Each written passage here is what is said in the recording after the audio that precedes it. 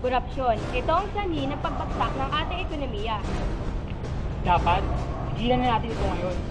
Almost every day we see a party against another party. Ang gobyerno ay dapat na naglilingkod sa ating lipunan. Pero hindi yan ang nangyayari sa bayan natin.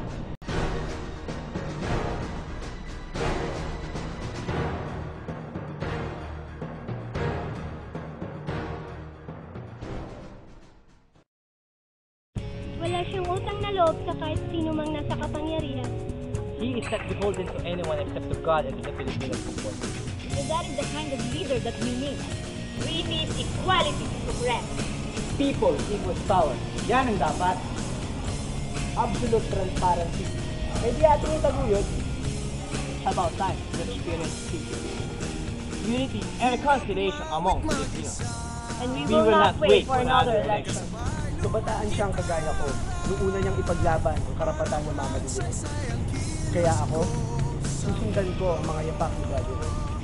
Alam niyo bang maraming nagsasabing tumutulong daw sila sa may hirap? Oo nga eh, na para daw sila sa mahirap. Pero yung pagtanggol sila, ibang usapan na yan. Yun, ang tunay na pagmamahal sa may hirap.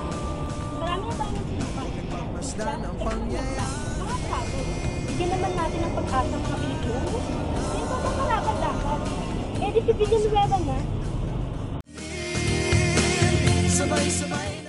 We are for Brother Eddie. We are for Brother Ed. We are for Brother Eddie. We are for Brother Eddie. We are for Brother Ed. We are for Brother Eddie. I am for Brother Ed.